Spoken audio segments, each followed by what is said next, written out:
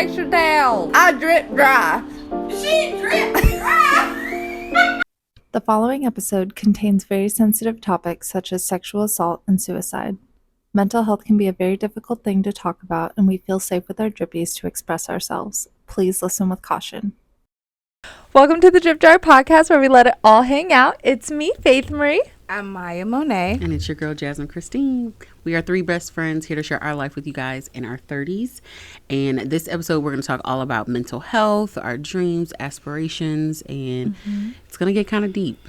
We've got tissues on standby, so I hope you do too. Every episode, we start off with a drink of choice, and today's drink is XXL wine, because what Why else? not? Yeah, wine not. Wine not. We need a sign on the thing that says Chef's wine. kiss. And it's always XXL, always. And this is the apple. This one's my favorite. Yes. I love the We apple. love the apple. So She's delicious. cheers Hey, to yum, yum, yum, another yum. episode, because why not? Just Just one more. So thank you guys for tuning in to another episode. But before we jump in, we got to let you guys know that at this point, if you've seen at least one of our episodes, you should be a drippy by now. You should be subscribed. Absolutely. I don't know why you're not, but just hit the button. Just it takes. Let's fix It it. takes no effort. Just to hit be the a drippy. button. Join Yeah. in. It's fun. Other people like it here. It's safe. Okay. This is a safe space. Yes. We talk about anything and everything. Nothing is off limits. Correct. If you know, you know. So yes, we're gonna get started with this episode. I know these two are dreading it because We just don't. They don't like wanna showing cry. Emotions. Yeah. They we don't wanna show emotions. Yeah. but it's so good to let it out. It is. I'm not crying. It is. I don't It's know if I'll okay. You cry don't have either, to cry. but we'll see. We'll see. But Thank just you. emotionally let yourself loose. I did that. Don't put a wall up. Have you ever put so much stuff behind a wall that it literally bursts open at the wrong time? Oh, absolutely. And then somebody all the goes, time. "What is wrong with her?" Yeah. And you're like, "I am so sorry. Yeah. Like this wasn't even your fault Yeah. at this moment." Like Yeah. that's Yeah. happened to me on more than one occasion. Yeah. Same. I just hold Where my everything mom in. literally looked at me and was like, "Do I need to check you into a hospital?" I was like, "Okay, Oh, yeah. I need Oh, yeah. to figure Reel it out in. what I'm doing." You were Reel it there in. for one of mine. It happened at work. Oh, okay, right. Yeah. I literally ran to the back and ran to the bathroom and was on the floor boo-hooing. Yeah. Patty It'd P be was like that. It's always the "Go worst on." time too. I feel like if you don't start letting your emotions come out more, then that happens. Oh, It yeah. just comes out at the complete wrong Yeah. time where you're like, this does not need to happen now. Yeah. I need to be, focused on this or doing blah, blah, blah. But this just completely comes out at the Yeah. wrong time. And I feel like I definitely started like getting more in tune with that part of myself because I hated how it would explode and it Yeah. made me seem like I was this crazy Yeah. Psychotic. that needs to be checked into a hospital. A And I was like, figurehead. but I'm not. I promise I'm not. I'm just. You're going And through I was something. like, You're okay, going through a lot. I just Yeah. need to let all of this out. You need to feel Yeah. those When it emotions. happens. Yeah. Yeah, you or need within to the feel next them. 24 hours. Yeah. I feel like I started doing it really bad. Like I feel like I am really bad right now because I don't have somebody to go to like spill it all out without just because I know they won't say the right thing. Or they just won't say anything and they'll just look at me. And I'm like, I don't want that either. But then I don't know what I want. I can't explain to you what I want right now, but that wasn't what I That wanted. wasn't it. And yeah, it's like everybody can say, oh, you can come to me for anything. And like, I know I can, but if you don't say the right thing to me, I'm gonna be all the way back to the beginning. It's a wall. And then I'm like, why? Yeah. And then I'm like, why did I just sit there and explain all that to them? And they either don't understand or they understand and they're like acting like they don't care, or like that's just not what I wanted to hear, or I don't know. So you just keep shoving it. But then I started like trying to find other outlets. And so one of my things is like I'll go to my journal and I will just literally write out all of my feelings. And this is most of the time, I would say 99% of the time, it's always when it's bad. Like when I'm just going through it, I will go in my journal and I will just write it out and I won't stop. And there's some of it may not even make sense. I'm just like writing it all out and then I shut it and I'm like, whew, okay, I got it out. Now I can move on. And I never go and reread it. Ever. Oh, wow. Really? Ever. That will not help me. That will just open up Have you ever another done can of what worms. some people do where they like burn the Do the burn letter and put it in pages. fire. Yeah, that's what I need to do. I need to They start say a prayer burning and the they- pages, Yeah. and I So don't. they I tell just God, keep it in "Okay, a God, journal, and I I'm just let it placing out. this in your hands. I'm giving this to you. I've Thank never you done for that. Thank you for taking care of this situation. It is no longer my burden. That's what I need It's to do. I no need to longer pray my over burden it to too. bear. Yeah. Because I do. I pray over those thoughts and the way that I'm feeling, but I don't. Like sometimes I'll journal while I pray and read, but sometimes I'm just focused on like, let me just be in the presence, you know? And then other times I'll go to my journal and I'll just go at it. And I feel like right then and there I should rip them out and burn them or something. But I just got a journal that locks because ain't nobody needs to see all that. Yeah. Well, feel your feelings, process them, and then when you're ready, go Yeah. back and let it be a separate part of your healing process. But I will say, like, since I became a mom, I'm so busy that I haven't gotten a chance to really, like, dump like that. for you. Yeah. So it's really been a lot of holding it in, and then, like, you know, the person closest to you, like your husband, is going to get the brunt of it. And then he's like, whoa, I just saw you for the first time in a week. I've been working. What's happening? Why are you not in a good mood? And then it just brings up more emotions that I shove deep down. You know, it's a constant thing. Yeah. It's Forever cycle. and ever. Unfortunately. It's a loop. Yeah. I'm not gonna say cycle. It's a loop. A loop that can be broken with the proper tools and the proper guidance. Sometimes for me, it's just stopping in that moment, realizing that I'm having a moment, my self-awareness of my emotions, trying to understand, what is this emotion? Why am I feeling it? What is the root cause of this emotion that I'm feeling right now? Why do I feel like this? Okay. Is this the end of the world? No. Okay. Can I feel this? Am I allowed in this moment? Because sometimes you can't. You got to keep going. You don't have time to stop. Yeah, depending on where you are. Can I stop right now and just feel these emotions? They just need to be felt. They need to come out. Let me feel them. Let me process them. And then let me reset. I used to have And time move to do that forward. before I had a To you baby. before you had a kid. She doesn't give me any Woo! time to Yeah. do anything. Nope. Let's see, like, Yeah. even for her, like I told my mom that recently. I'm like, I've never seen you, like, outside of maybe 2, maybe 3 times in my life, I've never seen you cry or let out your emotions or have a moment where you just freaked out in the moment, and then afterwards you were like, okay, I did it, it's done, what am I gonna do next? What's my next step? Like, let it all fall apart, and then pick the pieces back up and keep going, because that's what life is. Yeah. Let the emotion, it's a life, we are here for a human experience, letting those emotions come out, letting them be what they are, letting the energy be what it's meant to be, but then realizing in that you're letting go of the need to control the situation, the need to feel like you have to have it all together, so that way you can create the space to say, okay, well, what do I do next? Now that I'm done with that, what do I do next? Oh, okay, this, and that. It allows your brain space for God to speak, for you to hear Him, versus you hearing yourself say, you need to get it together, you need to pull it together, you need to do this, you need to Right. and then you can move forward. I said, I never seen you go through that. I've just seen you be strong. So I never learned how to do that. I'm learning that now, but you never showed me that. It's okay to be vulnerable. I told her that she just lost a very dear friend of hers, and I saw her cry. I said, Mommy, it's okay for you to not be okay. Right. Yeah. That part. It's okay. It's okay to say, I just need you here. Yeah. I just want to lay on you. Mm-hmm. You don't have to be that for everybody. And that's so hard for a mom to say, to think accept. To accept it, especially in front of her kid. Because a lot of times no matter how shown old. as a weakness. Yeah. That you can't control your emotions if you cry.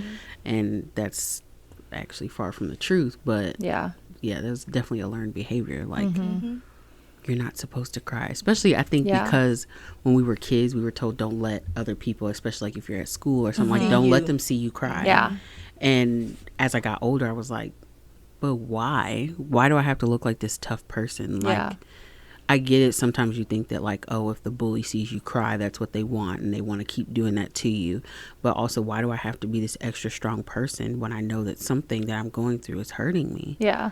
Then it makes you so mad because you didn't let it out, and you take it out on other people by accident. Like, totally that you can't do it. Yeah. So, I totally get what you're saying. That's what my mom is like, was teaching my sisters and taught me, is like, keep your emotions in when you're out of the house, but once you get home, you can let it all out. You can tell me the good, the bad, you can scream at me, you can cuss, you can just let it out if you need to let it out.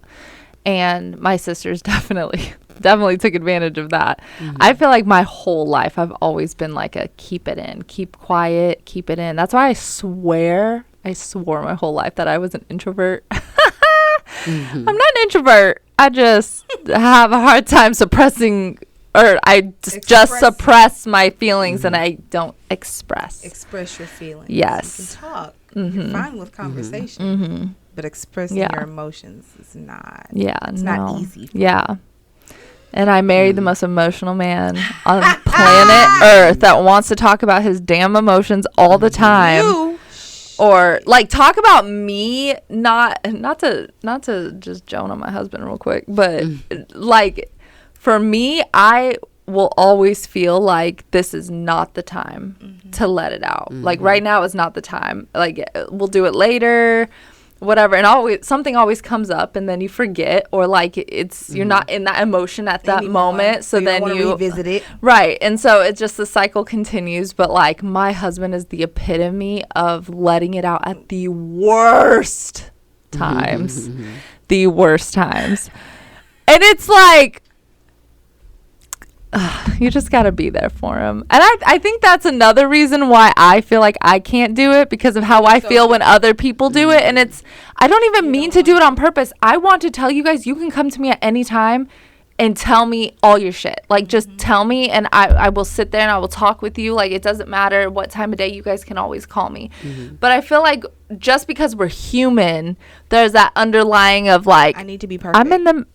Just like I'm in the middle of something right now, or like, oh, really, you're upset about that? Out of all the things you could be upset about, you know? To be upset. Yeah, and I just, because I have those thoughts, especially with my husband, really just with my husband, I'm just like, it's your shadow self. It's okay. What are you doing right now? And then he gets all upset at me. But, you know. I understand. Yeah. It's tough out here. I have a right now partner. I'm like, no. We're not doing this right now. Yeah. No. Yeah. No, because you made me feel, and this is not that you made me feel. I've also, to go back to what I was saying really quick about expressing those emotions and having those emotions, I meant to say it's almost like a piece of you is taking your power back from the situation. Oh, okay. But going into that to saying what I'm saying now, like, you made me feel and you did this and you did, I started evaluating myself. Well, why did I feel that way when he did this or he said this? Yeah. Why did it make me why did I get so offended and so hurt or so taken off by, maybe it's something I need to check within myself, or maybe it's something that I need to work through in my ego. Maybe it's something I need to check within myself to make it okay. And searching for the answers inside of me instead of looking for somebody else to say I'm sorry or looking for somebody else to apologize for something that they did to me. Obviously, if it came to me, it's because it was in my I put out that energy to receive it. That's the only way I could get it, is if I put out the energy to receive it. Whether it's to teach me a lesson, whether I'm supposed to learn something from it, whether it's a habitual thing that I'm doing and I don't realize that I'm doing, and my subconscious or my inner self is saying, okay, we need to address this. This is one of your things you need to get over. And it's going to keep showing up until you figure it out and you get over it. It's going to keep regenerating. And so now, knowing that, I'm like, wait a minute, hold on. Why did I feel offended when she said this, or when she said that, or dealing with my imposter syndrome, or always feeling like I'm a huge disappointment? I'm like, well, wait a minute. Okay, let's reassess. Okay, that was you, so you need to get better on that. Okay, but why did you feel? That's so it's good like to reflect on your that. own therapeutic session. Yeah. Yes, a check, and then I sit for afterwards. I always meditate, and I just start with gratitude. Like, thank you, God. Thank you for the awareness. Thank you for the vision. Thank you for giving me the insight to see that. Thank you for allowing me to take my power back. Thank you for allowing me to find my strength, to realize what it was. Yeah. Because there's beauty in it. It's like you find little pieces of yourself to pull in. You find little pieces. You're like, oh, this is a piece of my hero. Oh, okay. Like, this is I didn't even know okay. Like, it's liberating. That's so awesome that you can do that, because when I am that mad, there ain't no gratitude coming out of me, baby. No, I am not thankful for shit. I am mad. I am angry. But like, to sit down with God and to do that. And I always do pray, like, if it is me, show me. If it's him or them, whoever it is, show them. Like, please. But if it is me, most importantly, please show me. Maybe not through them, but like, tell me, show me a sign, do something so that I know to not do that again. So I've always like reflected that way, but to like start with gratitude, I know. It'd be tough. We'd have to wait 3 to 5 business days for that. Gratitude comes after I release all of that. Yeah, for sure. When you're mad. I have to release it. If I have to go in the corner for a minute, if I have to go in the closet, if I have to go just somewhere for 2 seconds where I can literally just let it out. Yeah. That initial emotion. Even if it's talking to myself and just, oh my God, I cannot believe, like, just letting it out. And then okay. Now that we got that out of the way. Yeah. Whew, thank you for allowing me to get through that. Yeah. And realize, because when you're in those moments, you feel like it's the end of the world. Like, you feel like this is it. Like, this that was the straw that broke it. Yeah, I'm at the edge of a mental breakdown, and I will burn this house down. Yeah. That's how you feel. And so after getting through that, or letting that emotion out, or even, baby, I throw stuff. I was gonna ask, that will hurt and like will break or anything, but you get angry. Like, I slam doors. Yeah. That's good, but that's a good thing. You're letting that out somehow. It's not good from a doors. It's not good from a house. When you were younger, what did you do when you were feeling moments of like high anxiety or anger, or like you felt out of control? What did you do after the tantrums, when you like, if you can think back to when you remember having a moment like that for the first time, where it wasn't like a parent had to calm you down, you're kind of in that in-between stage. So I would say kind of like maybe London, maybe a little bit older than London. I don't know. I feel like mine that I can think back on, maybe like 12 and up, like 13 maybe. Right. When you just those teenage hormones. Yeah, for sure. When you just remember being so angry, so out of control, nobody's listening to you, whatever the case is. Did you guys do anything to console that part of you that you can remember? Journaling. Cry myself to sleep. Journaling. Yeah. That's what you went to for sure. Or watching like something that made me forget about it. So like, if I didn't talk with somebody else, it was definitely like, let me write this in my diary, and then let me go do something else that just makes me forget about it or makes me happy. So go watch TV or play video games or something like that. Yeah. But I don't think it was anything like eye-opening, like, ooh, this was like the best idea to do. Okay. Definitely just writing it down in my journal. You would just sit and cry? I would sing and cry. Sing. Okay. Singing, that was my jam. When Adele came out, I was like, yeah. Don't you remember? So you turned to music. Okay. Yeah. I was, and it was like a concert. Like I would, like I'm on stage crying my heart out. That's so funny. And then she's like, okay, done. Ready to move on. No, mine was like I needed to be in a tight space. Like I needed to be in a dark, tight space. And so like if I was constantly being yelled at or like talked to, explained to, I have a really hard time with this, but now that I have a baby and like a husband, it is so hard to like, and I still think I did it with Elijah when it was just us. And if we are in the house and it's just us, if we're arguing or something is getting heated, I still do this, but I like automatically, like I'm one of those kids, and I just like shut up, I can't hear you, and I'll like hum, and I can't listen to you right now. And Elijah's like, I keep saying Elijah because he's my person. Like, this is who I'm fighting with the most. But it was with my parents, too. My mom, especially, because she was my person before Elijah. Even with my sisters, I need to stop. When I'm seeing red, I need to stop. But so many people in my life, especially Elijah, are people that need to continue. They have to continue to get it out of the way. They have to go full circle. My mom had to go full circle every time, still does. I cannot.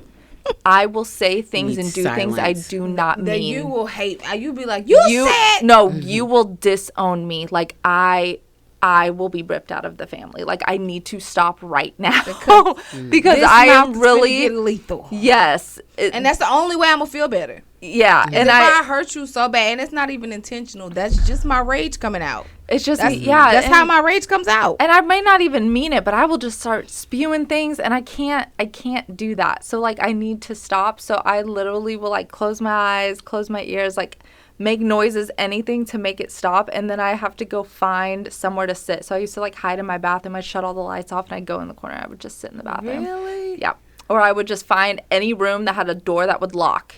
See, dealing with conflict like that, I'm sorry, no. Go finish. We'll come back. That's literally it. And I still do it to this day. Like I'm way too damn old to be locking myself in a room. Yeah, when she walked out the party and we was all like, where the fuck is she? Yeah, exactly. And I needed to take a walk around the block. Where the fuck did she go that fast? Well, my first thought was go to the car. And then I was like, oh no, that'll find me too easy there. I need to breathe for a minute. Faith, where are your best friends? I know. Tell us. We need like Meredith. I'm not gonna do that again. I wasn't even trying to be like how they had. We knew you weren't trying to be dramatic. Yeah. It was just that. I was so mad. She ain't take her phone, so we was like, but if she leaves and something happens to her, even if she is, I should have just taken going my on phone. A walk and I'm leaving. We were like, but bitch, what if you like fall out? I didn't think about that. I was so mad. I tell you, you ain't gonna be able to call nobody. When I see red, I need to walk away immediately. We need call words like Yang and Gray, like to let us like each other know, like just between us, like. Okay, she's in a moment. Just a word, like a. Okay, we know what the fuck that mean. That mean somebody get the baby. Look at me, let her, bitch. Okay, they be like, everybody leave her the fuck alone, bitch. She's gone. We get her out. We're distracting. You get the baby. We're nobody. We don't know where she is. She gone. She ain't here though. We do need a word. Yeah, like, I don't. That's the thing. I don't get angry very often. You don't. I really don't. Not outwardly. Yeah, no. You don't express it. My husband may not agree with that. I get mad at him the though. most, but he's my husband. I'm supposed to get mad at him. You know. That's the person you know. The person you live with is the person. And that gets it all. Gets it all. The bruntness of it. Yeah. Have you ever gotten mad and noticed that, especially since you were saying earlier that you go through and talk with it, by yourself, almost giving yourself a therapeutic session, that the reason why you got mad was something to do with your childhood, some type of childhood trauma. It typically always stems back to something that was buried as a... you know what I realized? All of us are just walking around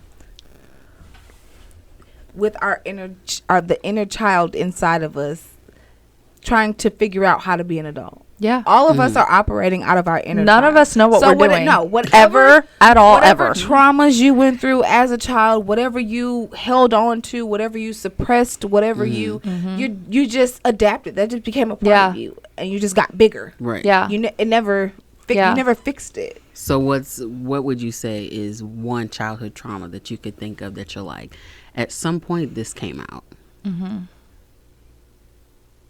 It depends. Like, even if I didn't want it to, at some point this came out, and whether you realized it then that it was a part of childhood trauma, or you found out later like, oh, that's why I was always doing that. That's because of me. I think for me it's just shutting down. When you said when I had an aha when you said you would put your hand over your ears, because what I would put my face under my pillow or under my covers. Yeah, suppressing my emotions definitely came from, like, I guess you could call it childhood trauma, but just like my mom needing to go full circle. She never stopped. Never stopped. So you shut down. When she's mad, when she's angry, you have no choice at that point. When you were, I do that to this day. When I feel like I was born as a person that needs to stop at some point, give me a break.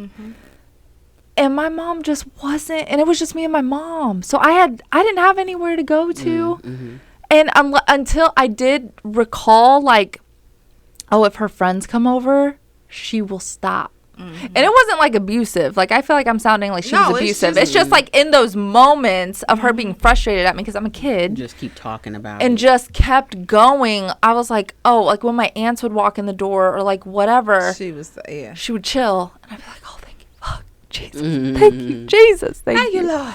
Oh my gosh. And then I just like would suppress it, and I would just latch on to all the happy things. So I would watch cartoon movies. Like I loved my VHS movies. I had like all the Disney movies on VHS, and I would sit there and I would just go in my room and I'd watch them. I'd play Barbies, Polly Pockets. I'm taking it down. Yeah. down the way. But anyway. Come on, Polly Pockets. I know. Like just anything that made me happy, I would go outside, run around. Like I just clung to that, and I still do that. Like when I went through my like the worst breakup of my life, I was like, what, 21, 22? I don't even know how old I was. I was watching Emperor's New Groove and Lilo and Stitch literally the whole time I would work on a loop, because I just knew those two movies made me happy. To this day, anytime I'm getting ready, because it gives me so much anxiety to get ready or to be on time or to I immediately start to panic. Immediately, in order to not every single time I get ready, I have to do a ritual. I stop, I lay my towel down, I cut on the Disney app, I find the movie on Disney, and typically it's the same movie. Sometimes I'll cycle out, but typically it's the same Encanto, movies. Moana. I have to cut them on, and then I let them play. And then while I'm getting ready, lately it's been The Elementals. I don't know why. Oh, I love that movie. Every morning I have to get ready to The Elementals. It just has to be on. It's not even that I have to be like watching it or like Avatar 2. Like it has to be something that I'm. Yeah. And sometimes it'll change, but I have to have that. Yeah. In order it's almost like I have to nurture my inner child. I was about to say that is you nurturing your inner child. To soothe her. Like it's okay. Yeah. Because as a child, I always felt like everything I did was wrong. Yeah. I was a disappointment. Damn it, I said I wasn't going to go.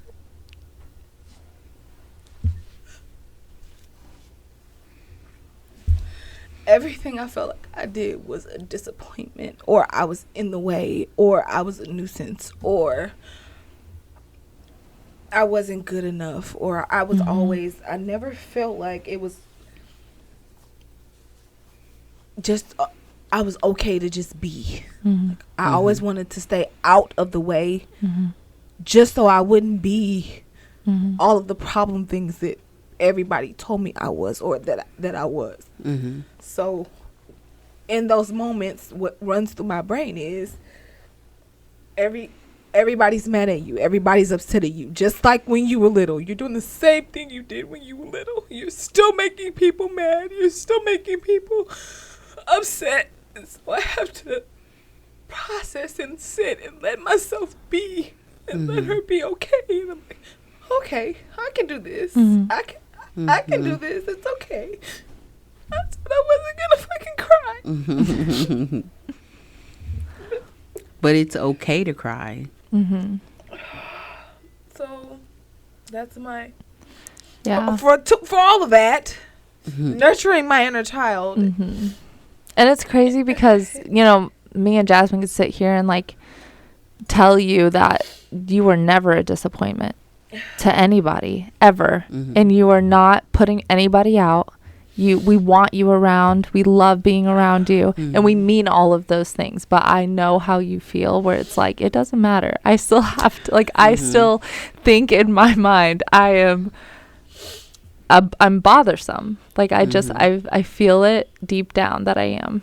I'm the issue. So, yeah, a lot of times what other people say doesn't actually heal yeah, that part of you. It doesn't. It's usually something that you either do or say.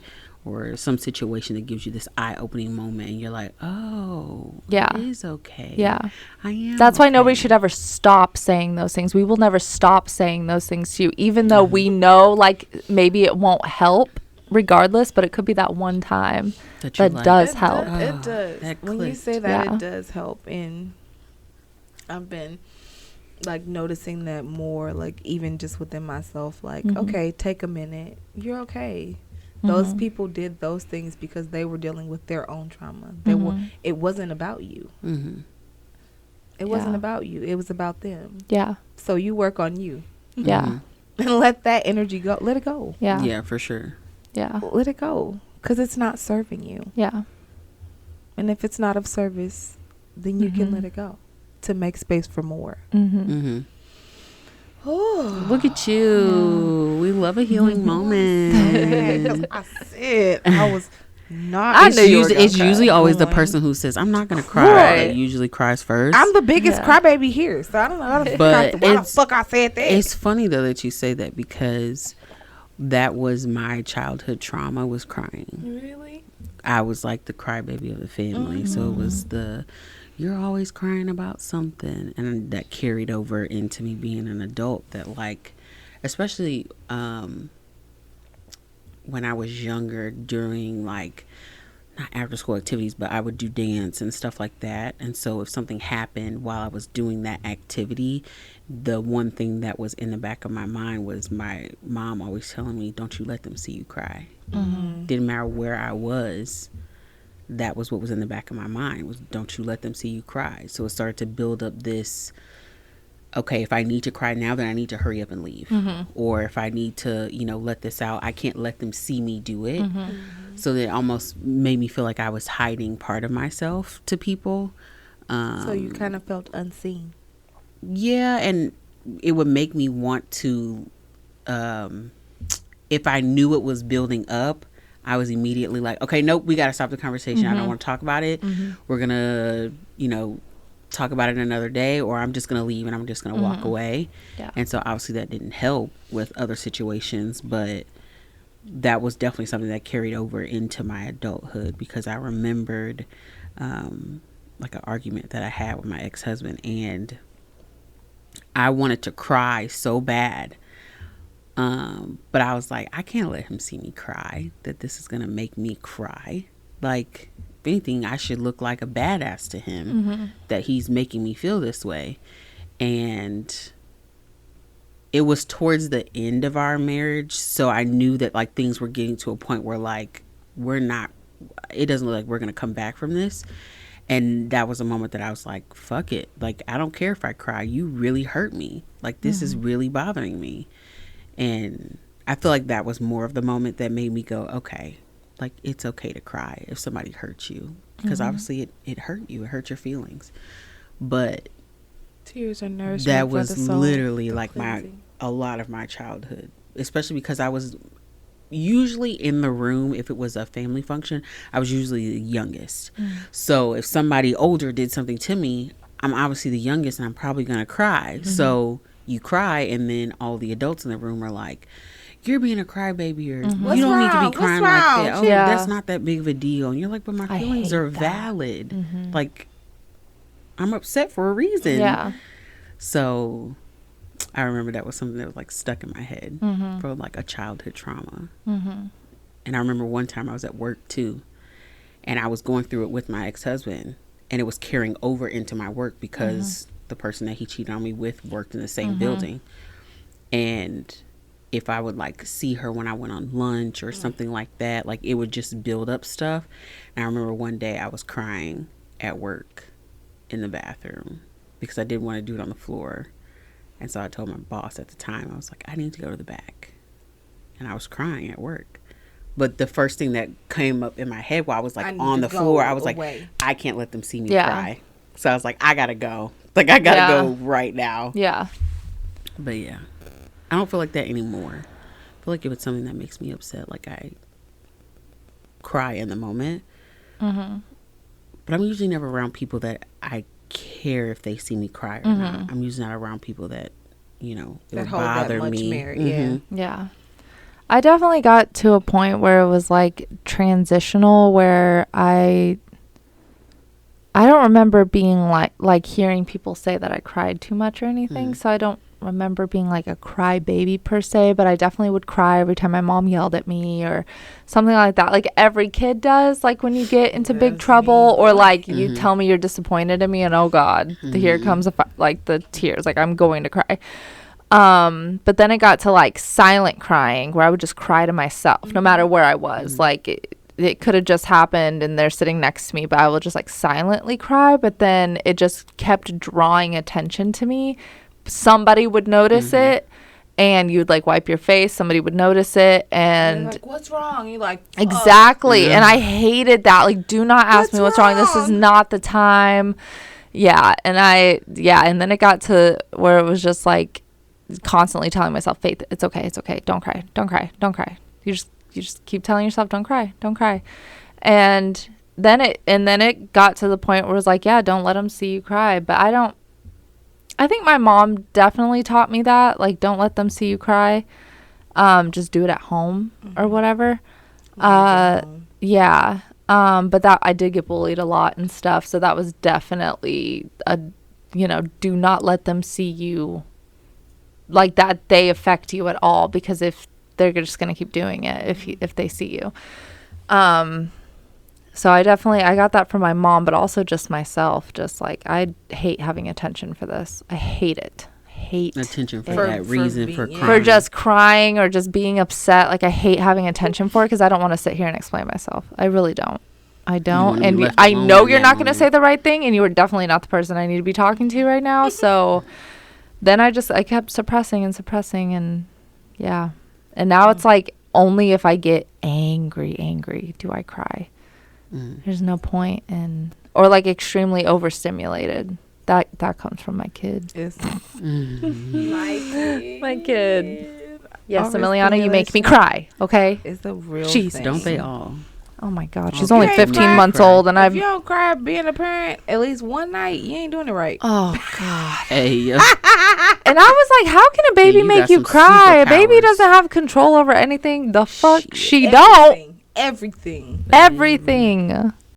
What moment in your life had the biggest impact, whether it was positive or negative? Just the biggest impact overall, whether it be it changed how you viewed yourself, changed how you went about life. Mine's like super deep. Let's go. We said this was a deep episode. Let's get it. God. Yeah, because I can't think of one.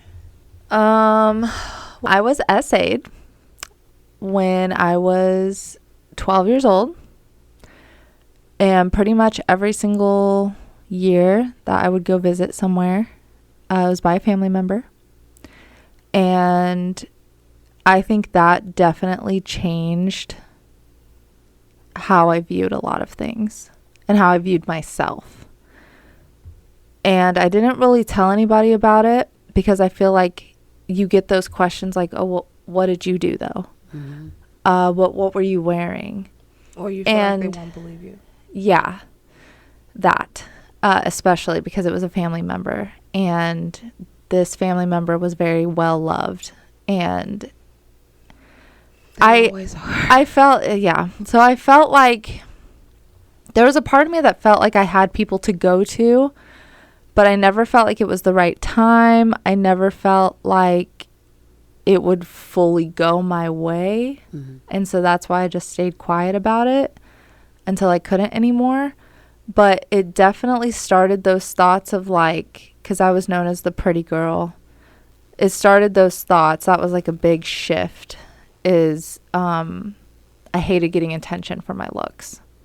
I hated it. There's times where like I knew I could use it to my advantage. You know, when you're young, you can whatever.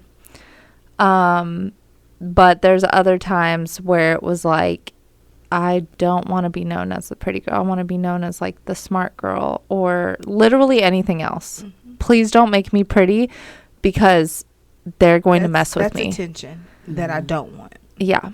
And especially when you're young and people think that you look older. So I got hit on by a lot of really creepy guys. And I kept going back to it's because I'm pretty. Like they wouldn't do this to anybody else, but because I'm pretty, they're doing this to me. And I don't want this. I don't want any of this. So I didn't want to be known for that. And that was a huge shift. It really wasn't even like, I think when you're essayed or things like that happen to you, it definitely affects people differently and it shuts them down in different ways. Mm-hmm.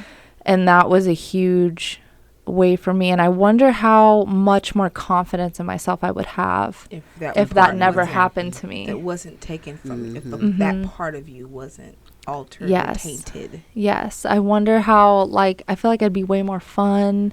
I would be able to live life more freely and openly. Yes. Without fear. Yeah. I feel like I'd be way more of a free spirit. Of the boogeyman coming to get you. Yes. Yeah. Yes. So that was a huge shift to answer your question. Yeah. Damn. I know. I told you I was going to start deep. Yeah. It's okay. It's okay. You're that much stronger because of it. Mm-hmm. You're a victor. You've overcome so much. Mm-hmm. And you still are.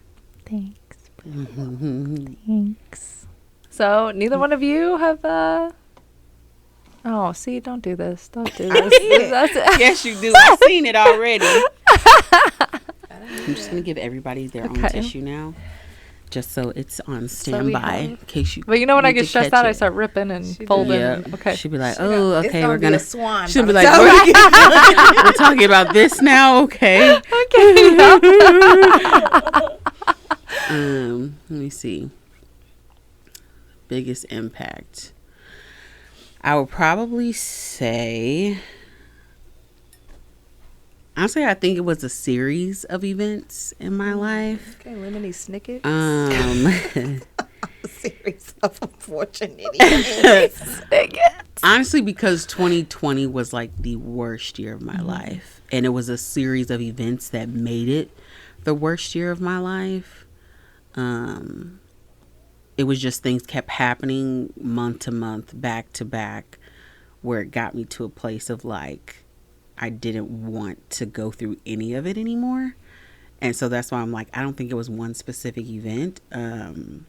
Because 2020, I got my divorce at the beginning of the year, like February, maybe like the very beginning of February, I think, or like the end of January, somewhere around there is when it was like finalized. Of course, I had gone through all the paperwork and stuff like that before, but that's when it was finalized. So it's something about like, it's happiness that you're glad like you finished it and it's over. You don't have to go back to court anymore.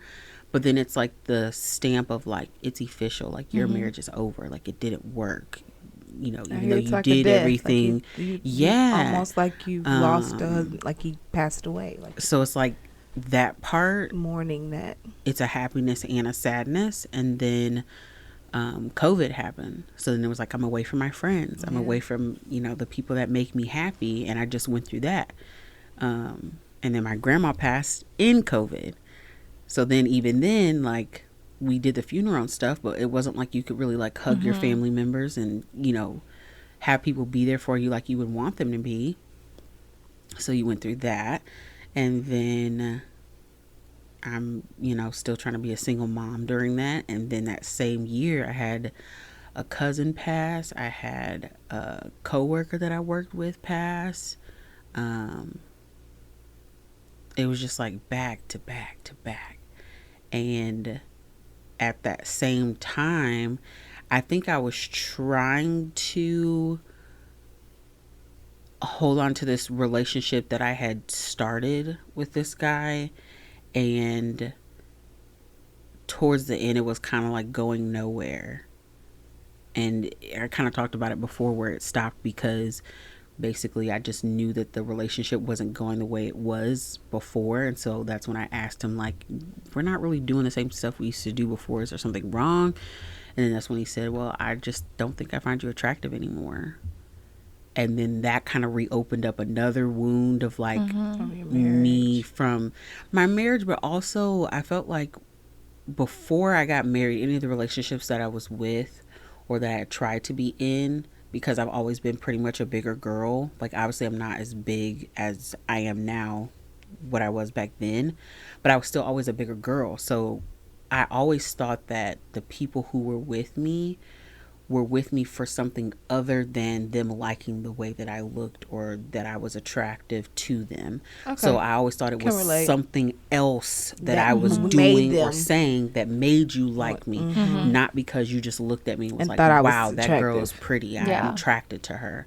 So when he said that, that opened up a whole other wound that I thought I had closed and was, you know, pretty much done with. And I think maybe a month after that relationship, there was a night that I was working on something in the basement. I don't know if I was making a makeup video or something, and my mom calls me to come do something, and I don't know what triggered it, but it just set me off and I screamed. And my dad's like, what the hell is wrong with her? And I was just like, everybody wants something from me. And that night I just bawled my eyes out going to sleep, because at that point I knew I was done. I didn't want to do anything. I didn't want anything from anybody. I didn't want anybody to give me anything. It wasn't really anything that anybody could say. I just didn't want to be here anymore. And it made me sad because I'm like, I've got a kid who's depending on me and me alone. And if I leave, she doesn't have anybody. Obviously, she had people, but somebody who cared about her like I cared about her. You. And I remember waking up the next day and I had to take her to camp. And I still worked at Walgreens. And I was just like, okay, after I take her to camp or take her to, you know, daycare, I'm just going to do it. I'll just be done. And it just happened to be that my parents said they were going to go on a walk that morning.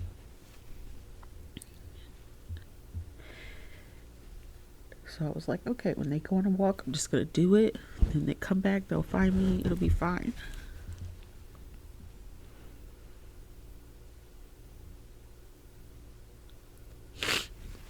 That was like the hardest day for me. Because I wanted to do it really bad. I wanted to be done.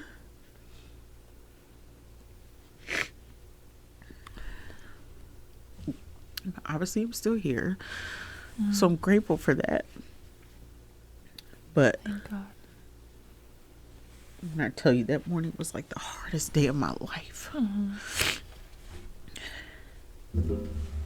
Because I was like, when I say I was ready to do it, I mean like I was ready. I was ready to give up. I remember when I went to drop London off at daycare, I never have given her like the biggest hug like that in my whole entire life. Because I knew when I go home, I was like, that's it.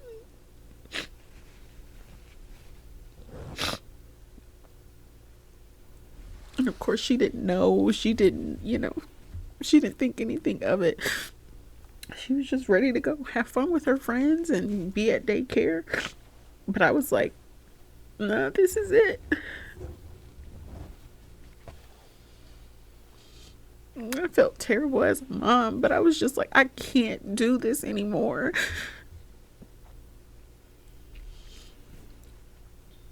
And everything happens for a reason. Of course, because I was doing that, it took me so long to get back home. So it made my dad be like, it never takes her this long to get back home. So then he kind of was, getting worried about me. And then my mom was, thinking about what had happened the night before about me like screaming and getting upset. And so they didn't go on the walk.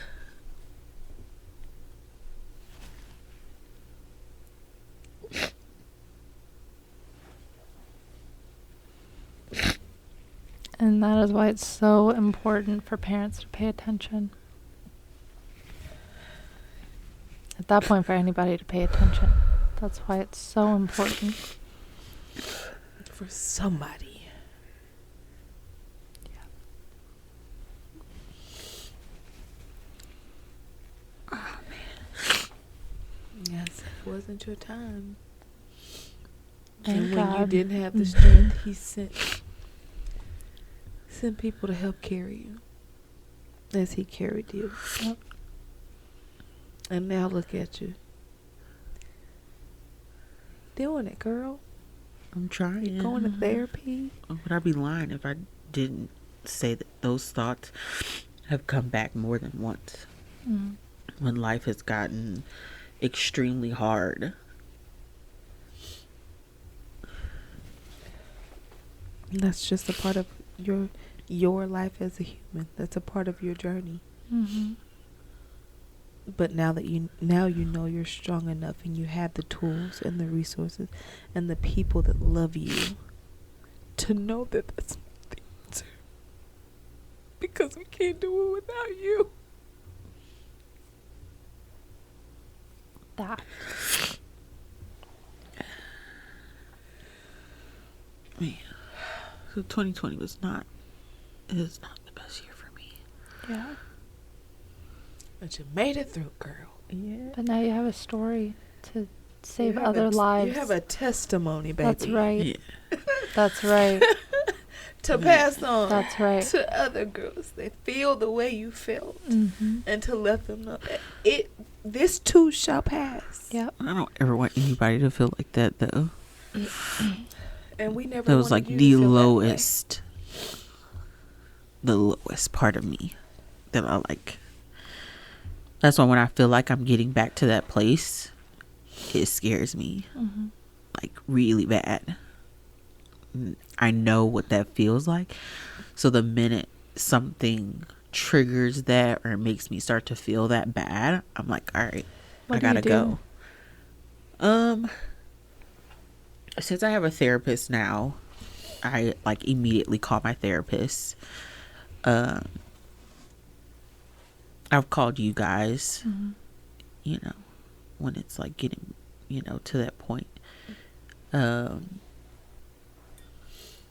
you ever just get out of the house?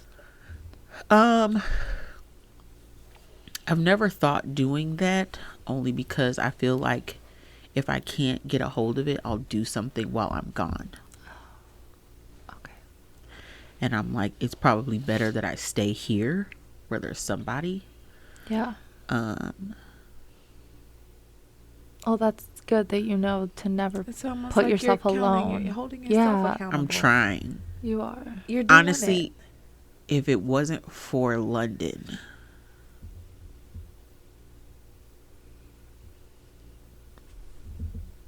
that's really a lot of times what stops me. But everything is meant to happen the way that it happens. Especially because of my situation. If something happens to me, she's got nobody. Yeah. That really hurts. Like, obviously, she's got you guys. She's got her grandparents.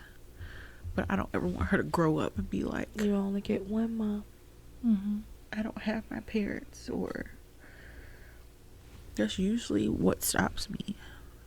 And this is a great example of kids saving your life. Being a saving grace.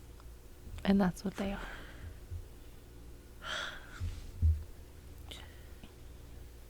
Yeah. Look at you, girl. Out here doing it and shit. I'm trying. You doing the damn thing, girl. You are. You're doing it. It is the hardest job in the world. Yeah. To be a single mom with a person who doesn't have the same love for your child that you do. And I say love because love makes you do things. Yeah. Not just it's a responsibility. Love makes you go out of your way for things. Mm-hmm. So whether somebody tells you you can or cannot do something, if you love something, you're gonna figure out how to get it done, no matter what. Yeah. You'll always make a way. That's right. It's the fact that you have the will and the want to find the light when it seems impossible to find, when you feel like it's nowhere in sight, to close your eyes and do the next right thing. Come on, Frozen.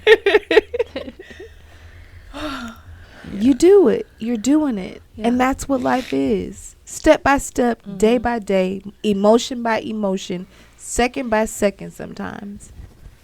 It's having the will to do it. And you're doing that. Beautifully. Thanks. Love you guys. And not to sound like, what's the word? Stereotypical, but you have literally been through the worst. You have been down bad. So there's quite literally nowhere else to go but up. I hope so. But literally. That's what I'm hoping for. You got it. Yes. We shall. And you were never allowed to leave me ever. Okay. First of all, never, ever, ever, ever, ever, ever are you ever allowed to leave me. And that's it. Ditto. Dot. Not Period. That means alive too. Where the fuck you going? Okay.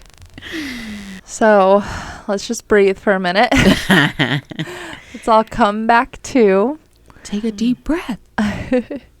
On this kind of like topic of what we do. I know I asked what we do for our mental health, like when we were a child, but what do you guys do now when you're trying to get it together? Get it together. Yeah. Look myself in the mirror and say, bitch, get it together.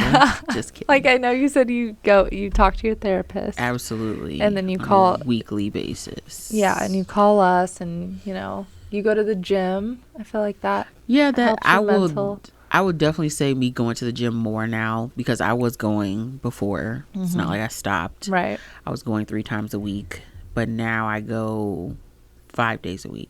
So like I work out 5 days a week now, and I feel happier. But I also just have this drive to like, I want to get to a certain goal, and I like really want to do it. I just like really want it. So every time that I'm taking a step towards that, that's what makes me happy. So I don't know if it's necessarily like just me going to the gym makes me happy, but any step that I'm taking to get to that goal makes me happy. Yeah. So I think in a sense of like, one of my goals is to be an influencer doing makeup. So any step that I take going towards that makes me happy. So when I post a video and it gets a bunch of likes, I'm like, yes, I'm getting to that. So that's anything that is a step towards my goal makes me happy. And so a lot of times I will do that to get me out of a mental funk. So if I'm like, oh my God, I'm really depressed, whether it be about finances, or I'm not where I want to be, or whatever it is, I'm like, let me just do something to get towards what makes me happy or would make me the most happy. So then it'll be okay, then let me go and work out so I can lose some more weight, or let me go and film a makeup video because that's what will get me to my goal. So somewhere in that realm. And celebrating your micro wins to get to your macro wins. For sure. For sure. I didn't used to do that. I used to just sit and like cry and be like sad that I don't have what I want. But I think more so in talking with my therapist, probably, that it was like, yes, I can sit there and cry, but like the problem is still there when I'm done crying. What are we gonna do?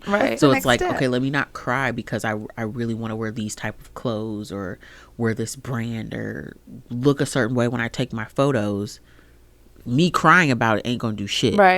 Let me go to the gym, or let me make up even if it's just making up a plan of, okay, when I get this, or when it's time to eat dinner, I'm gonna eat this, or when it's time to eat lunch, I'm gonna only do protein shakes, so let me go buy the protein shakes so I at least have them. Just doing something that is pushing me towards that goal, because the closer I get, the happier I am. For sure. That's good, because it's hard to do that. It's hard to not just like sit and wallow in self-pity. Oh man, it is so hard. Wallowing used to be my shit. That was my jam. I still feel like I wallow. She had that on repeat. Pity. I had Toni Braxton. I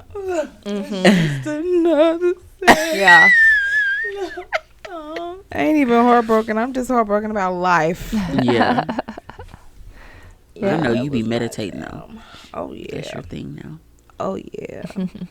Diving, going deep, going within into meditation. Because I always say, like, or I'm starting to feel that that's where God dwells for me. He dwells within. Yes, I have this body, and this body is full of emotions, but my spirit and my soul is bigger than this body. So reaching out to that and feeling it in its rare form, and feeling that connection to God and what the love of God is, the omnipotent, the unimaginable bliss and true unconditional love of who God is, and just sitting in that. God's unconditional love. Pull me out of anything. It will pull me out of it. All I need is, and that I've gotten to the point to where I used to have to do like 20. Well, I started small. I started like 5 minutes, then I got to 10, then I got to 15, and that's typically where they say you want to be to get your mind into the sense of where God is, or the space where you can connect with just letting go. Because in meditation, a lot of times, depending on what people are meditating for, because some people do yoga meditation, some people, there are different forms of meditating. Just meditating to clear your mind is powerful. Like, I have to do it when I wake up in the morning to start my day, and before I go to bed. And it's like I'm stating my intentions before I get started. As I'm getting into it, I'm doing my deep breath. Also, breath work is essential to the body, getting oxygen to the brain, allowing the dopamine and the serotonin to do what it's supposed to do, and allowing your body to breathe and feel that inhale, exhale. It's powerful. And in stating my intentions today, when I come out, I'm like, whoo, okay, let's go. Not the breath. Woo, let's go. Okay, I feel like that is so healthy, a healthy way to do it, because I've tried explaining to my husband like things that make me happy, and then he goes, well, I feel like you're just doing all those things to suppress it down more. And I was like, oh, you know what? What makes you happy? Wait, damn. Yeah, like, well, you're not wrong, but like I'm like doing these things in order to get out of it, but it is kind of like suppressing it down where I don't have to deal with it. Yeah.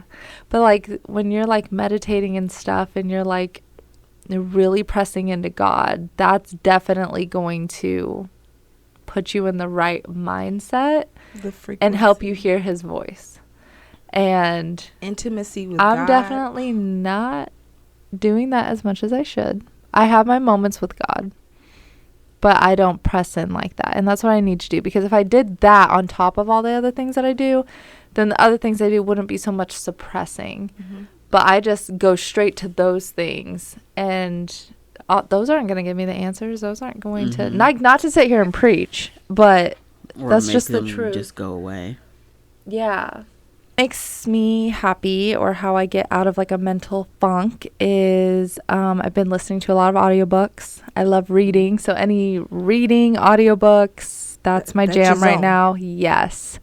I've never really been like, I love music, and I will have my moments where like I love a good song or whatever. I'll have a playlist, like I listen to music, but it's not my thing. It's not like I need to listen to music to like calm myself down. Like it has to be like an audiobook or a book or like ASMR, which I don't know if you guys listen to ASMR, but ASMR really. I know that's your thing. Okay. Oh my gosh. Yeah. And like when I don't really listen to it if I'm not trying to go to sleep. It's really only when I'm trying to go to sleep, but I have had my moments where like during the day it's just been way too overstimulating, and I just like put something on. It's almost like white noise for me. Like I just need to like breathe and like listen to something else. Journaling, like you said, like journaling helps a lot when I have the time to do so. I love to bullet journal, which I bought another one, so I was gonna start that up again. I know you guys loved my last freaking sell them bitches. I know. I was like, I really want to do this. So freaking good at it. Thanks. Yeah. But yeah, I got inspired to do it again, so I'm like, I want to do that. But yeah, doing stuff like that. I need it signed in the back. I need your autograph, please. Vlogging and editing the podcast, like that, all of that stuff. Yes, it is. To help you get into alignment. It's just hard though, like when you have a kid, like you don't have moments to do that. Like I don't even get a moment to shower by myself anymore. Like I can't do anything. Without going to the bathroom, she's right there. Like she's always with me. I have nobody else to take her. She's with me. And then at night, by the time she falls asleep, and I'm like, yes, I get a moment to myself. I am so fucking tired, bro. And I can't keep my eyes open. And I'm like, I was supposed to post a vlog and I was supposed to edit, but I was like, I have to find all those clips, and then I'm gone. I'm gone at that point. I'm gone. Going and then gone. Yeah, and then it gets to a point where I'm like, I looked at Elijah and I was like, I need a vacation. I need a vacation. He's like, oh, well, you were just in Chicago with Russ. I'm like, are you talking about like the one day I was gone? I didn't get overnight trip. Literally, we slept for 3.5 hours and then got up and drove back. Like, it was such a quick turnaround. I'm like, that's not a vacation. Like, I need. And then in my book, without hustle and bustle. Right. And then this is why I read, y'all. Let me explain. In my book, he's my new book boyfriend. Okay, he's my book boyfriend, and we love him. But he noticed that she was working really hard, and he set up a 1-week sleep retreat for her. Oh my God! Where it was like a spa and yoga, and you do these different activities during the day to just like relax and be.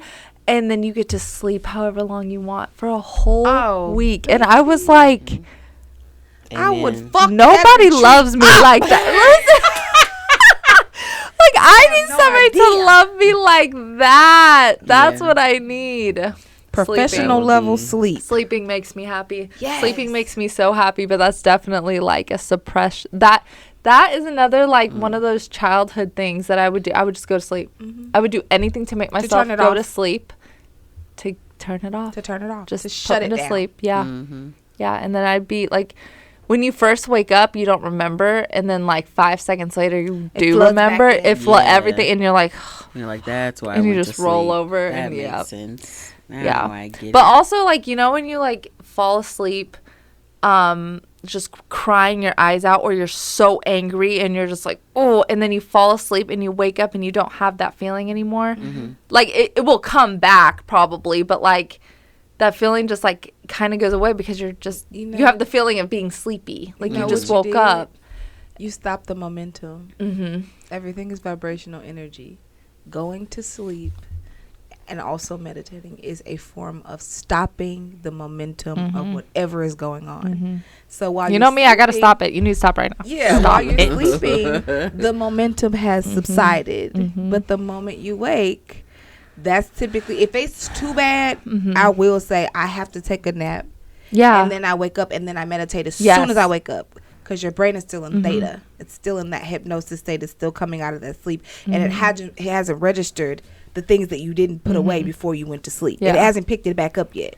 Yeah. So it typically takes 68 seconds for your brain to register the emotions that you felt before you went to sleep. When I say I have been deep diving into what the hell is going on. 68 seconds. 68 seconds for your brain to calibrate to whatever it was that you suppressed going to sleep. Your brain is in that theta wave state. So that's typically when I meditate. As soon as I wake up, before I can get there, I'm like, okay, let me go in. Yeah. But I have a playlist, a deep dive meditation playlist on YouTube.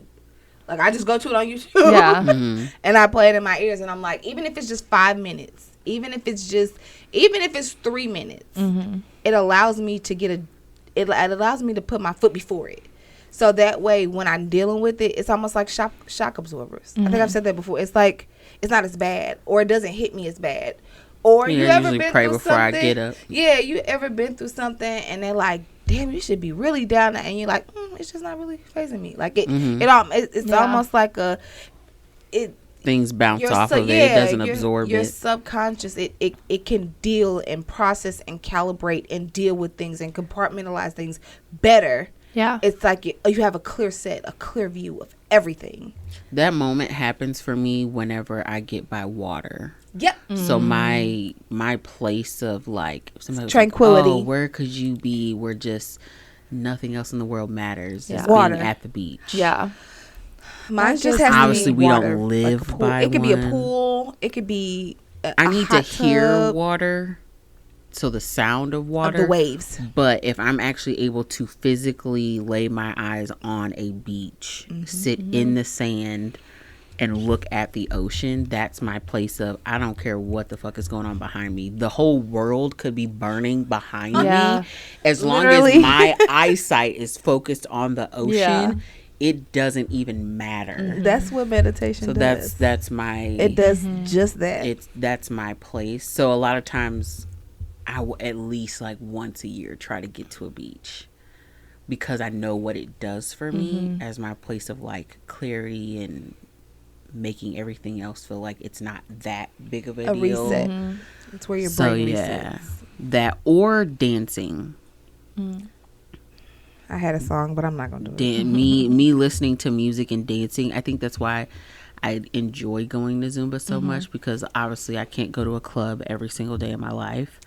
But I mean, going to Zumba, and not I will say this. That's what they say. Not any Zumba class because there are some people that it's just not it. But my dad, he makes it fun. Yeah, it feels like a party. It's so much fun. The playlist is good, like so it makes sense.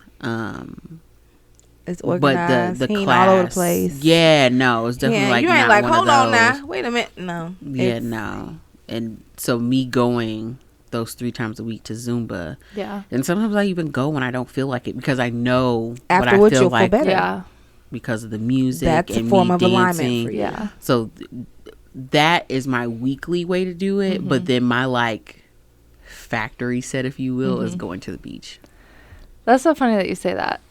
Just like looking at the beach. I was like the perfect way to put it because when I step on a beach, I get immediate anxiety. I don't know what's out there. I don't know what's going to come and get me.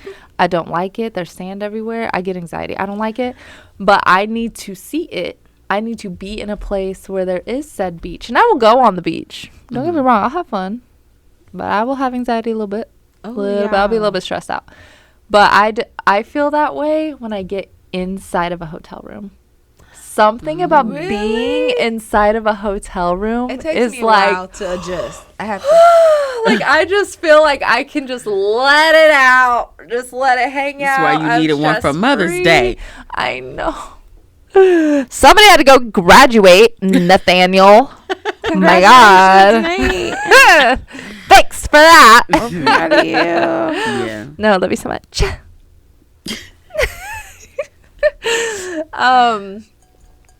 Hotels. I don't even care if we go to Massachusetts. If I'm in a just to be in the hotel. I understand that though. Just to be in another that's why state I wanted for to me be is like that. That's why I wanted to be there for Mother's Day. Yeah. I think it's something about not looking at, especially if your home has problems in it. Yeah. Being able to not look at those problems. Yeah. And still be able to lay down. Because you could still, you know, people say, oh, I could just, as long as I'm in my room. But no, there's still problems in my room. Yeah. I'm still looking at shit and where you're I'm still like, doing like that day-to-day I schedule that you don't want to do anymore. Once you're in a hotel, you don't have to worry about that you shouldn't have to worry about that, like, you know, crazy schedule. Or at least it gives you a moment to not keep bringing it up in your mind. You're not looking at overpiled laundry and a closet that you wish you had more clothes in or shoes really and shit that's on the floor. Get a hotel room. It's on my list of things to do. Y'all really make me go out of town. It's on my list of things to do. I got a list of things that are like, I just you need to start planning these so you have something to look forward to. Road trips, like, because just getting out of the state for me. Yeah. Me going to Chicago was like epic. Yeah. Life. Yeah. It's like almost like a reset in itself. It's just it really somewhere is different. Yeah. Yeah. And it was easy. Yeah. I'm already planning it. I don't care if I go by myself. My trip to Chicago was so fast that it was like, ha, gotcha, bitch. That's where your ass thought you was. Yeah. You get back here right now. Like, it was such a tease that I was like, this ain't even fair. I don't even want to be here no more. Okay. Like, I hate it here. I gotta go back. I hate it here. I had so much fun, but like I had to come back. Why do I have to come back? Immediately. One question that I've like wanted to ask you guys for months now because I saw it somewhere, and the minute I saw it, it was like my brain exploded because I was like, no, explode. Who thinks of questions like this? The smart ones. So if I were to give you a box, that too. If I were to give you a box that had everything you've ever lost in it. Ever lost. Okay, is this like physical thing? Or was taken from you? You lost it or it was taken from you. Hell. What is the tangible what and is intangible? The first thing you're looking for? Tangible and intangible or anything. Got it. The minute they give it to you, they say everything you lost things. Everything that was taken from you, you name it, it's in this box. When you open it, what's the very first thing you're looking for? The minute I saw that question, I knew it was my grandma. Something about her leaving like ripped me, man. Yeah. And I hated it. And I was like, the minute they hand me that box, I'm looking for her. Not that it would solve like a lot of problems. But man, to find her in that box and be able to get like one more hug or one more piece of advice to see her smile again. Just a peace of mind. Yeah, not like, oh, I'm looking for my lost, childhood teddy bear, childhood blanket. Or I'd be looking for her for sure.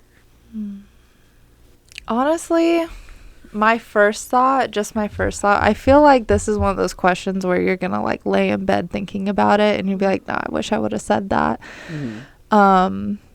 So definitely my answer could change, but my first thought was whatever I lost inside myself when I went through that breakup, because I just don't feel like that breakup should have been as bad as it was.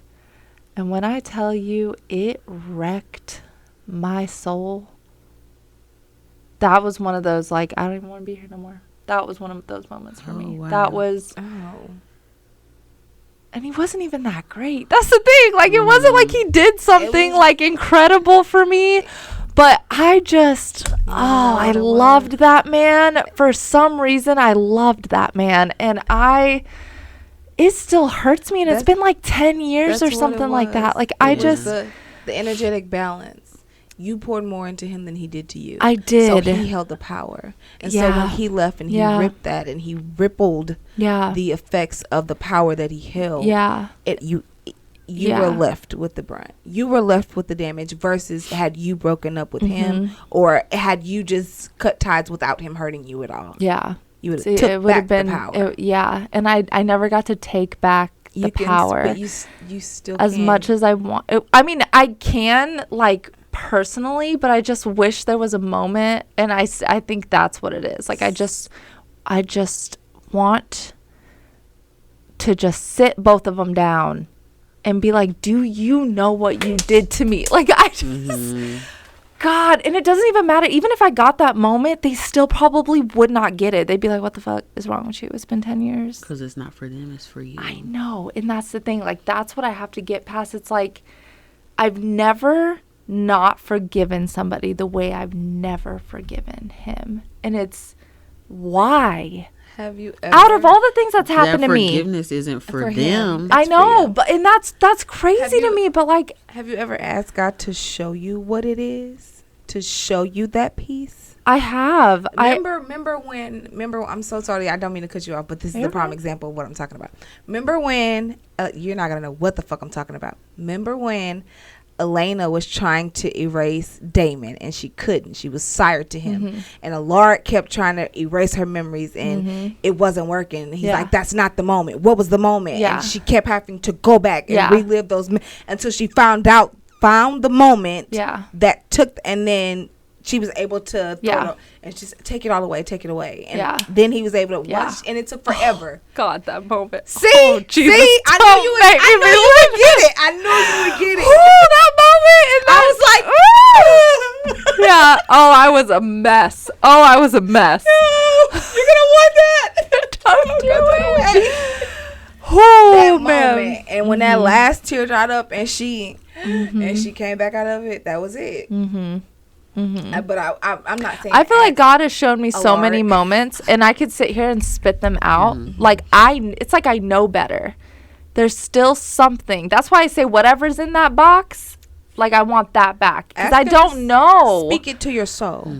It's just something I still have to like pray over because I've suppressed it for so long. Yeah, you're trying to find it. You're trying to logically find it. Ask him to speak it to your soul. Yeah, because whatever I think I got past, and I was like, oh, I'm good now. It comes back. Something triggers it. Yes. It's random. You're like, what the fuck? Yes. Fuck him. Yeah. You immediately I won't think about him for like months, and then I'm like, that bitch. Fuck? Mother. Yeah. And it's not even just him; it's her too. Like it's almost more her than it was him. And I need explanations, but I don't. I don't want them. But like, do I? I don't know. I don't know what I need. And if I got it, I wouldn't even know if that was it or not. So it's definitely like a lot more praying. But whatever that is in the box, I want that back. I want that back. You want that piece back. Yeah. Let's go to pre-him. I want that back. Okay. I did not even think that was going to be your answer. Not really. I thought your answer was going to be. Nobody knows the effect. But Elijah. Elijah's the only one that knows. Well, other than like me telling you, but you still will never know. Like you will never know. Like the fact that Elijah had to get me out of that and that he stayed with me through that just tells you how amazing he is. Like really, I could not have picked a better partner for my life. That's what makes me want to tear up. And it wasn't even. Don't do it. Don't do. I'm not crying. You're crying. The love and the patience. Oh my God, yes. What's that movie where she kept leaving and he was like, no, come back to me. It's not Forbidden Love. What is it?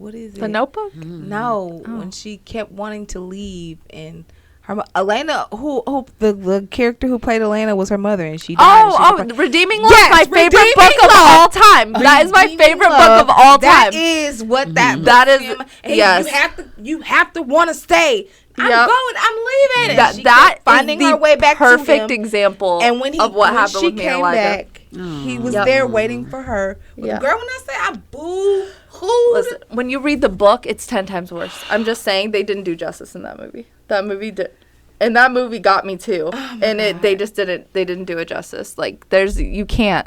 That book is the best Redeeming Love. If you have not read that book. He was pouring into her with the scriptures, and oh my God. That book, oh my God. You won't read it, but watch the movie. You'll love the movie.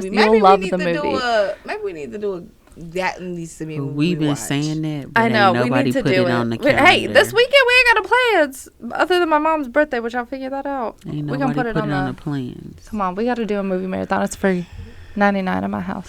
But I thought you were gonna say what you lost when you were essayed. If you could, I thought about that too. I did. I would love that back. I would look for that too. Yeah. That's definitely that confidence that, I want that back. Mm-hmm. That was the very first thing I thought of. Yeah. Because I just wonder. That takes so much from you, especially as a child. Yeah. When somebody takes that from you, they don't know what the effects are. Somebody sexually assaults you. Oh. Yeah, what I lost with that. Program. I'm like, SAID. What is that? SAID. I didn't hear that. I'm like, what's that? That's a camp? What that is? What I definitely. Yeah, I would want that. You know what that is? You know what that is? That's her still suppressing that piece of herself. Mm-hmm. Mm-hmm. That it's suppressed. It's not in the forefront of her brain. She's put it in. But also, like, that happened to me when I was so young, before I even knew who I was as a person for real. Mm-hmm. But what happened with my ex, that happened when I was fully grown and cognitive and thought you had it figured out. Thought I knew who I was and how my life was going to be. And but that moment that happened to you when you were a kid, even though it's so suppressed back in your mind, it definitely influences your decisions, especially since you're a mom of a daughter. Oh yeah. Like when you made that decision, like I'd rather my baby be in the forest with a bear than a man instead of a man. Yeah. That instance influenced your situation. Exactly. Yeah. So even though it's like, oh, this is way back there, like it's not even thought about on a daily basis. Out of it. Yeah. It is. It's literally, you think it's back there, but it's actually on the side of your face. It really is. At every moment that you're like, nah, that's not a good situation for her to be in, or that's not a good. That's why I said she will never spend the night at anybody's house. I think I said that in another episode. She will never, ever, ever, ever. They can come over here. They can come to my house. They'll be fully safe at my house. But you will not catch her dead at a friend's house spending the night. Nope.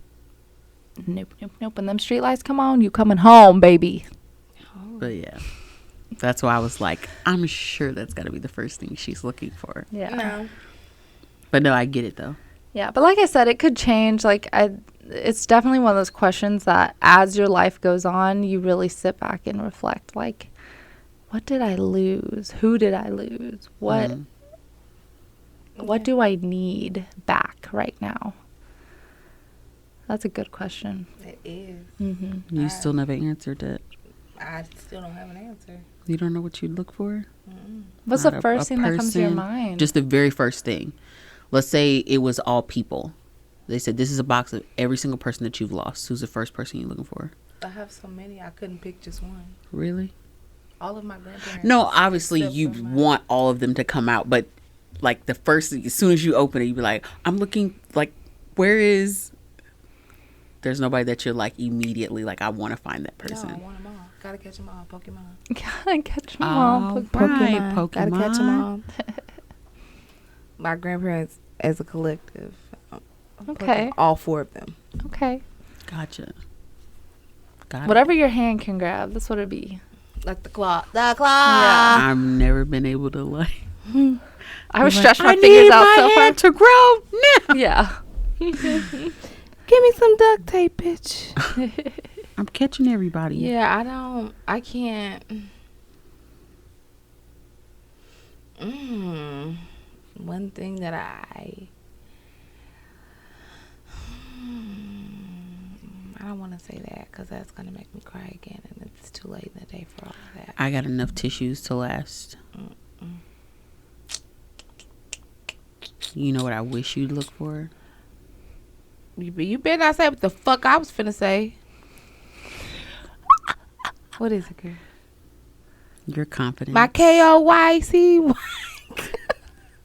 Confidence, baby. Wherever you want to know what's funny? That's what I'm looking for. Yeah. Wherever that went, I wish you would find it. I don't know when you lost it. I don't know who stole it from you, who took it, where you dropped it. But wherever that moment is in your life, that's what I was gonna say. Yeah, yeah. I would love for you to go back and get it. Very first thing I would look for. There you go, and put it back on. You know what I would look for you? Whoever told you that you shouldn't sing, like whatever that. What? She ain't included me. Yeah, it's not me either. No, my childhood. Not everybody in my. No. Yeah, so whatever that is, we need that back, and we need that. We need Maya Monet like on the even stage. like I remember somebody telling me, like a long time ago, they was like, yeah. Now my mom was just like, why she always singing? She sings too much. She need to be quiet. Like she like just stuff like that. That means you can sing. I feel like all the singers have been told that they sing too much. Yeah. Shut up. Why you gotta sing every damn sentence? That's why I don't. Yeah, the first thing I would look for would definitely be my confidence because I can't even go around people without feeling like everything I do is gonna be wrong, or every move I make is gonna be wrong.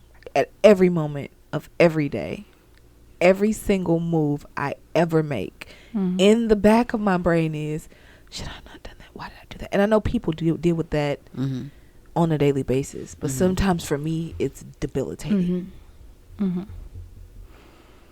Like I don't want to go, but then it's like, oh, so you just gonna let people down, and they already always say you don't never show up anyways, and you ain't never around, and you know, and I'm like.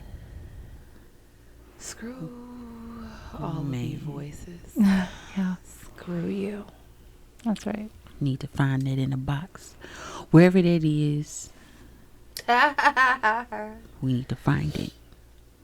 If you could relive any moment in your life, obviously you would want to relive a good moment, not a bad moment. But it could be a bad if you're like, I want to relive this moment to redo it a different way. What moment would you want to relive? Oh wow! Your first thing that comes to your mind. Obviously, there's probably a lot that you would be like, "Oh, I wish I could go back and do this one and this one." But the moment you think about it, what's a moment that you're like, "Oh, if I could relive this." For me, it's 2 different trips. Miami and Vegas. Yep. Yeah. Those are the 2 most memorable moments besides like giving birth to my daughter. Those are my 2 favorite moments in my whole life. Yeah.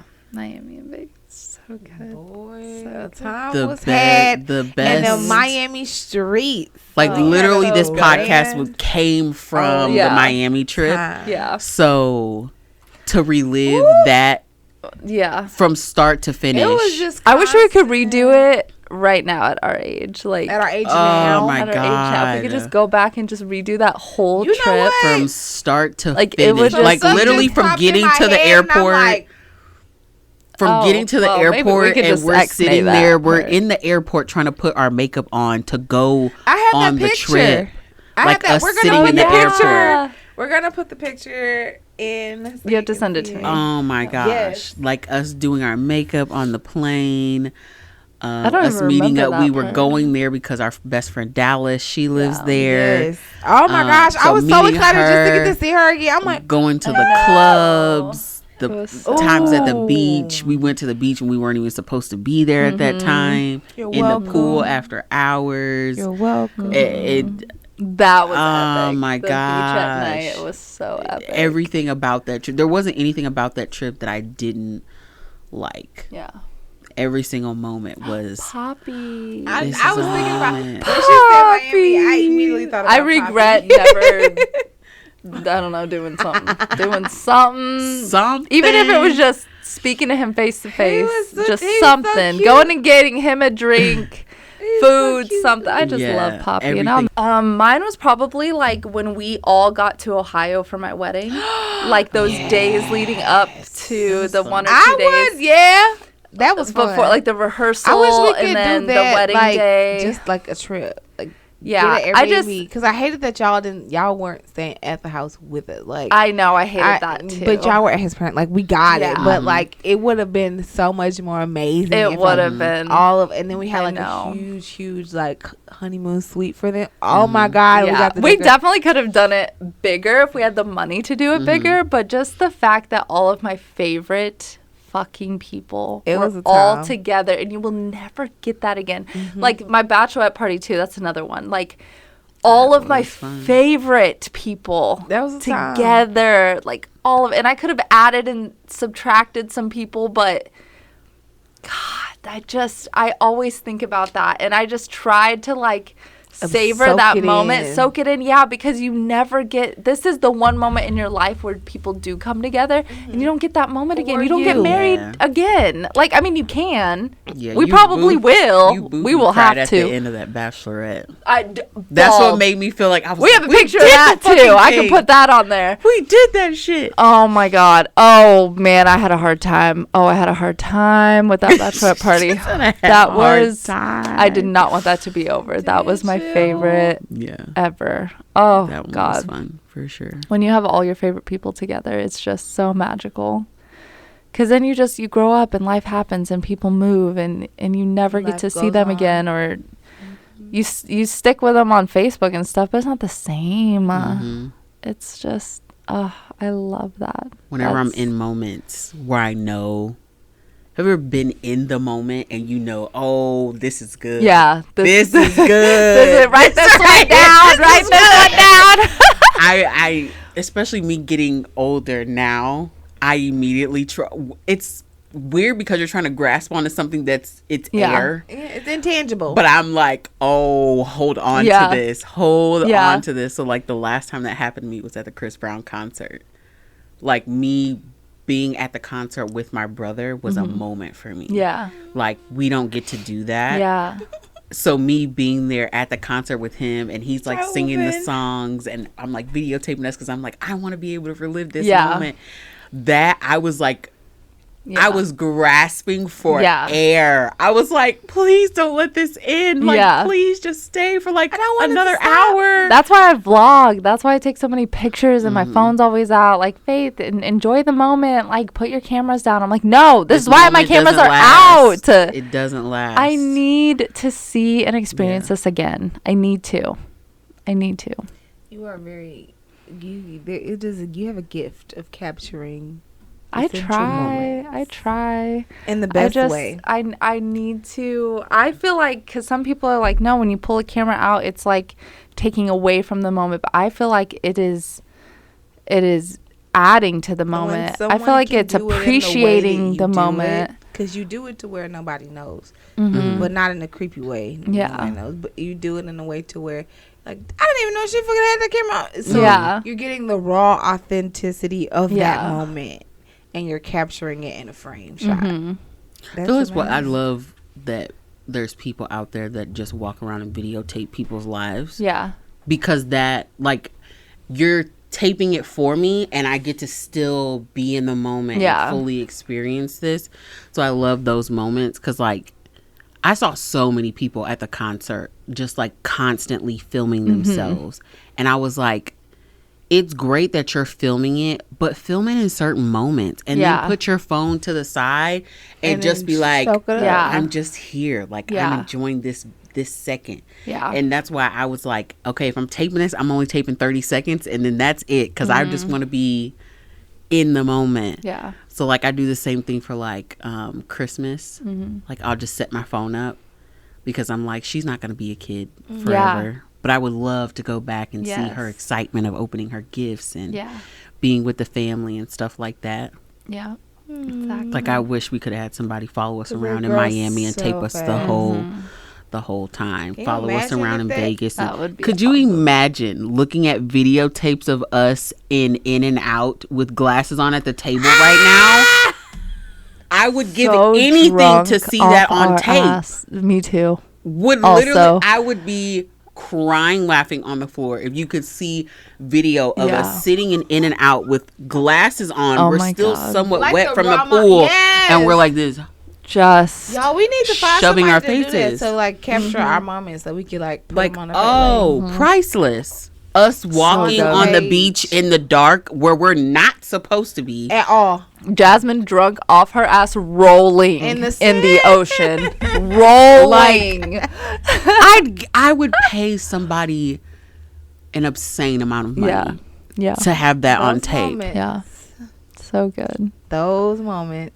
Do you have a moment? These I don't think are you said a the moment. breaks. Break it up. Break it up. Break it up. She wants to relive Miami again. I don't have one. Miami was definitely. I was sick the whole time. But you still had a good time. Yeah. I was sick. I was on my period. My granny was dying. And I'm like, I couldn't see her. Yeah. Like, I was. But it was still like one of the best times of my life.